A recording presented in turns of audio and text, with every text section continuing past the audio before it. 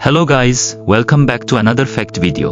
তাজমহল কি কেবলই প্রেমের প্রতীক, নাকি এর সাদা মার্বেলের নিচে চাপা পড়ে আছে কোনো এক অন্ধকার ইতিহাস? বলছি শাহজাহান ও মমতাজের প্রেম কাহিনীর 10টি ফ্যাক্ট যা ইতিহাস বইয়ে সচরাচর পাওয়া যায় না। নাম্বার 1, মমতাজ আসলে তার আসল নাম ছিল না।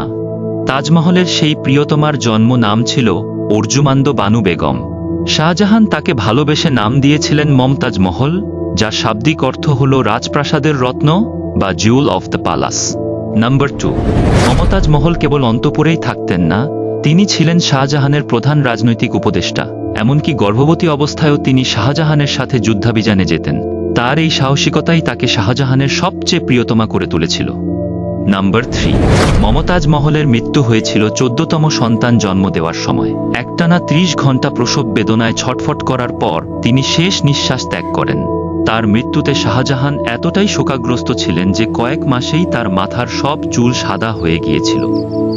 নাম্বার 4, মমতাজকে সরাসরি তাজমহলে দাফন করা হয়নি। তাকে প্রথমে বুরহানপুরে, এরপর আগ্রার এক বাগানে এবং তাজমহল তৈরির 22 বছর পর সেখানে চূড়ান্তভাবে সমাহিত করা হয়।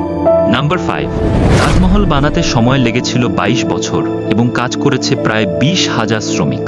শুধু পাথর বয়ে আনার জন্য 1000টি হাতি ব্যবহার করা হয়েছিল। সেই সময়ে এর নির্মাণ ব্যয় ছিল প্রায় 32 মিলিয়ন রুপি, যা আজকের যুগে কয়েক বিলিয়ন ডলারের সমান।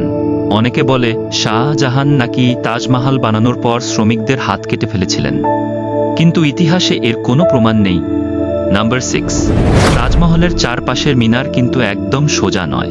এগুলোকে সামান্য বাইরের দিকে হেলিয়ে তৈরি করা হয়েছে।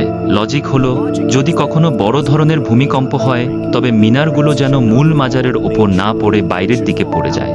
কয়েকশো বছর আগেই মুঘলরা এই ড্যামেজ কন্ট্রোল থিওরি জানত।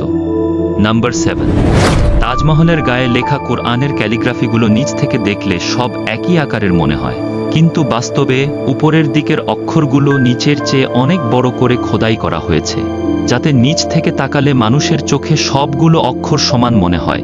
দৃষ্টিভ্রম এড়ানোর কি অসাধারণ টেকনিক!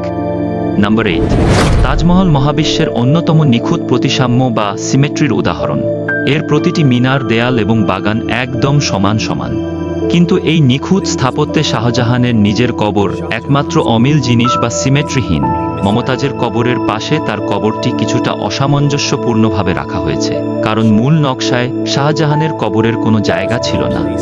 নাম্বার 9, যমুনার অন্য পারে শাহজাহান নিজের জন্য একটি কালো মার্বেলের তাজমহল বানাতে চেয়েছিলেন, কিন্তু নিজের ছেলে আওরঙ্গজেবের হাতে বন্দী হওয়ায় সেই স্বপ্ন আর পূরণ হয়নি। আজও যমুনার ওপারে সেই অসম্পূর্ণ কাঠামোর চিহ্ন পাওয়া যায়।